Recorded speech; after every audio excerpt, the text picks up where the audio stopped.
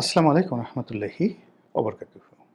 সম্মানিত দর্শক, বাংলাদেশের সঙ্গে ভারতের যে সম্পর্ক, এই সরকারের আমলে আবার নতুন করে টানাপোড়েন শুরু হয়েছে। আপনারা সবাই জানেন, ডক্টর মোহাম্মদ ইউনূসের জামানাতে ভারত এবং বাংলাদেশের সম্পর্কটি রীতিমতো দাগ-কুমড়ার পর্যায়ে পৌঁছে গিয়েছিল। সেই সম্পর্কের ভিত্তিতে আমাদের ব্যবসা-বাণিজ্য, আমাদের পর্যটন, আমাদের চিকিৎসা ভিসা থেকে শুরু করে ভারতের সঙ্গে যে সকল চলমান বিষয় গত ১৭ বছরে রীতিমতো প্রাতিষ্ঠানিক রূপ লাভ করেছিল, তা রীতিমতো বন্ধ হয়ে গিয়েছে এবং এখনো পর্যন্ত সীমিত আকারে খুব অল্প পর্যায়ে সেগুলো চালু আছে। যেমন ধরুন, আমরা ভারতের বড়, বড় যে বন্দরগুলো, যেগুলো আমাদের প্রয়োজন, সেগুলোকে আমরা ট্রানজিট হিসেবে ব্যবহার করতে পারতাম এবং বছরে না হলেও $1.5 বিলিয়ন অথবা $1 billion, not less than $1.5 billion আমরা বাণিজ্যিক সুবিধা পেতাম। আমাদের দেশ থেকে আমরা যখন এক্সপোর্ট করতে গিয়ে এখানে আমাদের ঢাকা বিমানবন্দর বা আমাদের চট্টগ্রাম বন্দর থেকে যে সকল এয়ারে অথবা সিতে যে সকল শিপমেন্ট ইউরোপে যায়, আমেরিকাতে যায়, আমরা অনেক সময় দেখা যাচ্ছে যে তাড়াহুড়োর কারণে বা অন্য বিভিন্ন কারণে আমরা সেই শিডিউলগুলো রক্ষা করতে পারিনি। জাস্ট উদাহরণ, যদি চট্টগ্রাম বন্দর থেকে একটি কন্টেনার বা একটা জাহাজ আমরা ইস্ট কোস্টে পাঠাতে চাই আমেরিকাতে, তো সেক্ষেত্রে কাট অফ টাইম ধরুন ৩০ দিন। এখন আমাদের গার্মেন্টস মালিকরা দেখা গেল যে এই কাট অফ টাইমের মধ্যে তারা তাদের হাতের সময় আছে ১৫ দিনের, কারণ হলো প্রোডাকশনে তাদের দেরি হয়েছে। এখন ১৫ দিনের মধ্যে সে কোনো যাকে বলা হয় সিতে এই মাল পাঠাতে পারছে না, মানে সমুদ্রপথে এই মাল পাঠাতে পারছে না, তাকে এয়ারে পাঠাতে হবে। তো এয়ারে যদি পাঠাতে হয় তাহলে সিতে যদি মালের ভাড়া হয় $১,০০০, এয়ারে এটির ভাড়া হয়ে যাবে $১০,০০০, জাস্ট 10 টাইমস। তখন সে কাজ করে কি, বাংলাদেশ থেকে এই মালটি সমুদ্রপথে বাই ট্রাকে অথবা বাই এয়ারে সে কলকাতাতে, নবাবশিবাতে, মুম্বাইতে অন্য যে কোনো একটা সমুদ্র অথবা বিমানবন্দরে সে পাঠিয়ে দেয়।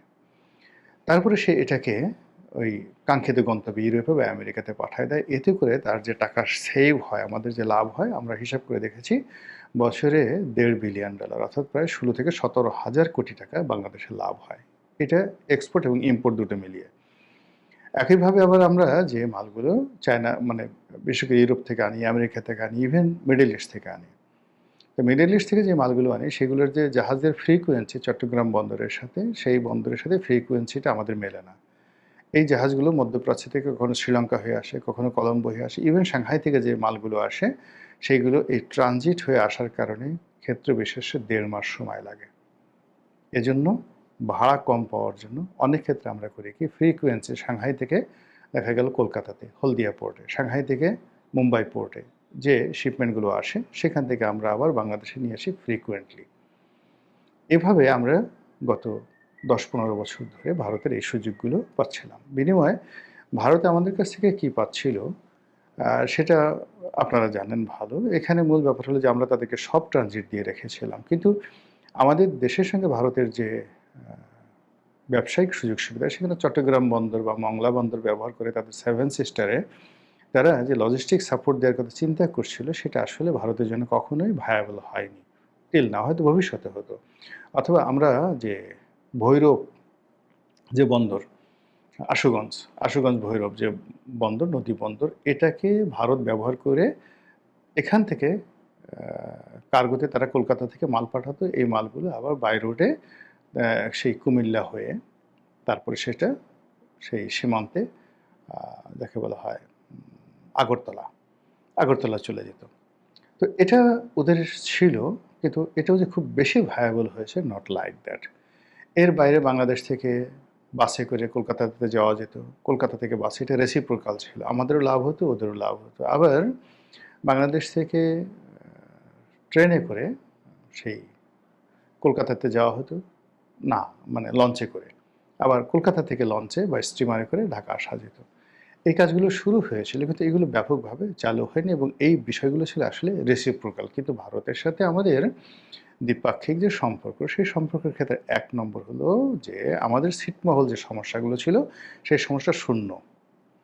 এটা পৃথিবীর ইতিহাসে এক অনন্য ঘটনা। শেখ হাসিনাকে আপনি যত গালাগাল করেন না কেন, এই একটা বিষয়ের জন্য তাকে পুরস্কৃত করতে হবে, ধন্যবাদ দিতে হবে যে বাংলাদেশের সাথে ভারতের যে ছিটমহল সমস্যা, এরকম সমস্যা সারা দুনিয়াতে লক্ষ লক্ষ সমস্যা রয়েছে, যেটি ১০০ বছরও রিজলভ হয়নি, ৫০ বছরও হয়নি। কিন্তু বাংলাদেশের ছিটমহল সমস্যা যেভাবে শেখ হাসিনার জমানাতে নিষ্পত্তি হয়েছে, এটি বিরল। ১। ২ নম্বর হলো যে ভারতের সঙ্গে আমাদের যে সীমান্তে আ বেরুবাড়ি, আঙ্গরপোতা, দহগ্রাম, এটা নিয়ে যে সমস্যা ছিল, সেখানে যে আমরা নতুন রিশিডিউল অ্যাটলিস্ট ৮ থেকে ১০,০০০ বর্গ কিলোমিটার এলাকা, ১০,০০০ বর্গ কিলোমিটার এলাকা আমরা পেয়েছি। ভারতের কাছ থেকে চিন্তা করতে পারেন ১০,০০০ বর্গ কিলোমিটার এলাকা। কম বেশি হতে পারে, জাস্ট আমি একটা বললাম। ধরুন ১,০০০ বর্গ কিলোমিটার এলাকা। ধরুন ১ বর্গ কিলোমিটার এলাকা। আমরা এটা ভারত থেকে পেয়েছি। আচ্ছা, এরপরে ভারতের সঙ্গে মায়ানমারের সঙ্গে আমাদের যে সমুদ্র বিরোধ ছিল, সেই বিরোধও শেখ হাসিনার জামানাতে একটা নিদারুণভাবে আমরা একটা ভালো ফলাফল পেয়েছি। চমৎকার একটি ফলাফল পেয়েছি। এখনও কিছু আনসেটেল বিষয় আছে। তো এই বিষয়গুলো নিয়ে ভারতের সাথে রেল ট্রানজিট, অন্যান্য যে বিষয়গুলো ছিল, সেইগুলো ডক্টর মোহাম্মদ ইউনূসের জমানাতে এসে একেবারে সব মুখ থুবড়ে পড়ে। কেবলমাত্র আমাদের নিত্য প্রয়োজনীয় দ্রব্যের আমদানি, রপ্তানিতে ধস নেমেছে। বাংলাদেশ থেকে ভারতে যে আমরা রপ্তানি করতাম বিনা শুল্কে, একেবারে সম্পূর্ণ বিনা শুল্কে, সেটা বন্ধ হয়ে গেছে। আর ভারত থেকে আমরা যে সকল পণ্য আনতাম, সেই সকল পণ্য আমরা আনছি, বিকজ ওইগুলো ছাড়া আমাদেরও চলবে না আর ভারতেরও চলবে না। তো এই জায়গাগুলোতে আমাদের কস্টিং অনেক বেড়ে গেছে, এবং ভারতের এই বেপরোয়া এক্সপোর্টের কারণে আমাদের যে স্পিনিং মিলগুলো, এগুলো সব নষ্ট হয়ে গেছে। এত কিছুর পরেও ভারতের সাথে আমাদের যে সম্পর্কটি, সেই সম্পর্কটি বর্তমান সরকারের ছিল টপ প্রায়োরিটি। এর কারণ হলো যে আমাদের ব্যবসা বাণিজ্য, শিল্প, সাহিত্য, সংস্কৃতি, মন মানসিকতা, এমনকি বিনোদন, এগুলোর সঙ্গে ভারতের যে একটা ওতপ্রোত সম্পর্ক রয়েছে। আমাদের বাংলাদেশের ভিক্ষুকরা ভারতে যায় ভিক্ষা করতে, সারাদিন ভিক্ষা করে চলে আসে। ভারতের ভিক্ষুকরা বাংলাদেশে আসে ভিক্ষা করতে, এবং সীমান্তে তারা ভিক্ষা-টিক্ষা করে চলে যায়। সীমান্তে বিভিন্ন জায়গাতে অন্ততপক্ষে ১০ লাখ লোক রয়েছে, যাদের এই সীমান্ত বাণিজ্যের উপর নির্ভর করে। বাংলাদেশের কাঁচামরিচ ভারতে পাঠাবে, ভারতের ডিম বাংলাদেশে আনবে, এবং ডেইলি এই কাজ করে একেকজনের ৫০০, ১,০০০, ২,০০০, ৫,০০০ টাকা লাভ হচ্ছে। এগুলো নিয়ে সিন্ডিকেট আছে, বড় বড় চোরা কারবারি গ্রুপ আছে। সীমান্তে ১০ লক্ষ লোক মোটামুটি এই শেখ হাসিনার পতনের পরে রীতিমতো মানে না খেয়ে মরার মতো অবস্থা তৈরি হয়েছে। তো সব মিলিয়ে একটা ব্যালেন্স তৈরি করার জন্য ভারতের সাথে যে সম্পর্ক, এটি এই সরকারের একটা প্রায়োরিটি সম্পর্ক ছিল, কিন্তু এটি হয়নি। এটি বরং এখন বুমেরাং হয়ে গেছে। যে দৃশ্য আমরা দেখছি বা যে সকল কথাবার্তা শুনছি, তাতে করে মনে হচ্ছে যে খুব দ্রুত এবং সহসা ভারতের সাথে সম্পর্ক স্বাভাবিক হবে না। এখন এই সম্পর্কটা কী কারণে হলো? তারেক রহমান সাহেবের সঙ্গে তো ভারতের সম্পর্ক স্বাভাবিক হবে, ভালো হবে, এবং এইভাবে একটা চুক্তি, এভাবে একটা কথাবার্তা বলেই তো সেখান থেকে আনা হয়েছিল। এরকম তো বাজারে প্রচলিত আছে। সত্য মিথ্যা বিএনপি ভালো বলতে পারবে। তো সেক্ষেত্রে কেন আ এরকম হলো? এটা প্রশ্ন।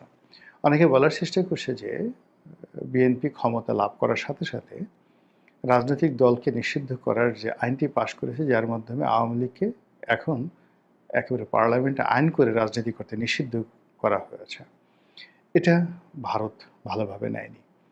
মানে শুধু ভারত ভালোভাবে না, এটাকে ভারত মনে করছে তাদের সাথে একটা অপমানজনক একটা অবস্থা। এর কারণ হলো, যদি তারেক রহমান সাহেবের সঙ্গে ভারতের আসলেই কোনো কথা হয়ে থাকে, ভারত যদি আসলে তাকে কোনো গ্রিন সিগন্যাল দিয়ে থাকে, তাহলে এখানে তাদের যারা বন্ধু, জাতীয় পার্টি, আওয়ামী লীগ, তাদেরকে পুনর্বাসন করা, তাদেরকে একটা করিডোর দেওয়া, তাদেরকে একটা সুযোগ দেওয়া, এই কাজগুলো বিএনপির কাছে সঙ্গতিকারণে ভারত দাবি করেছিল বা ভারত এই প্রস্তাবগুলো রেখেছিল। যেহেতু সেই জিনিসগুলো আ করা হয়নি, তো সঙ্গত কারণেই যাকে বলা হয় ভারত রাগ করবে, নিঃসন্দেহে ভারত রাগ করবে, এবং বাস্তবে সেই জিনিসটাই ঘটেছে।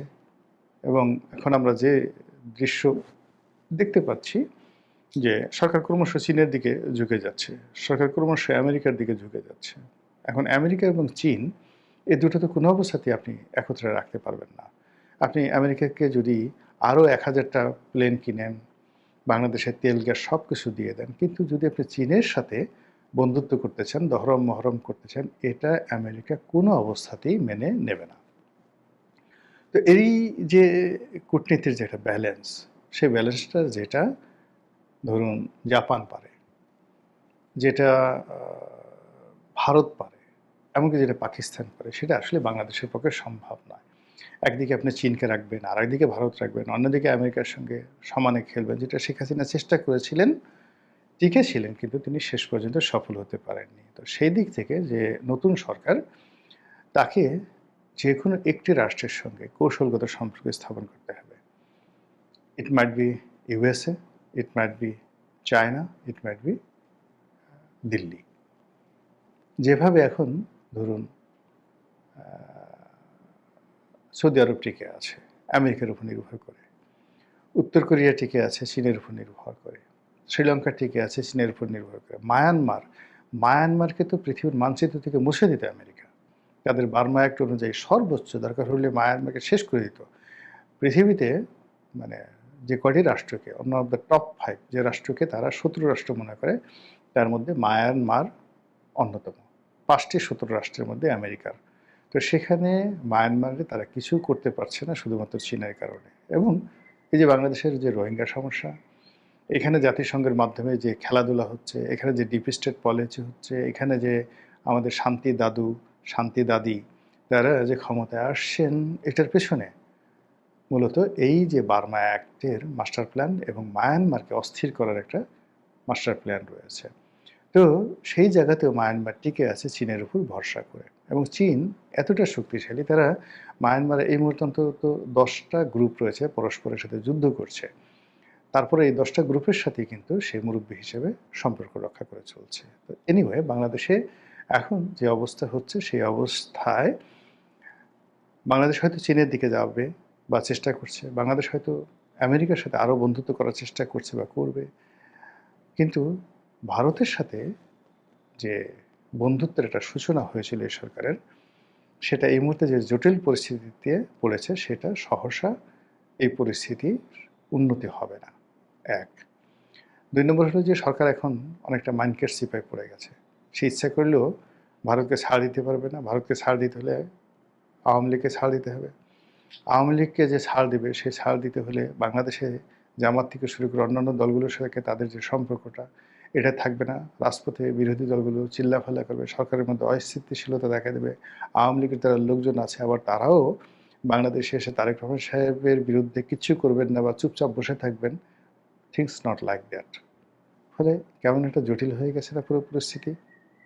মহান আল্লাহ আমাদের সবাইকে হেদায়েত দান করুন এবং হেফাজত করুন। আসসালামু আলাইকুম ওয়া রাহমাতুল্লাহি ওয়া বারাকাতুহু।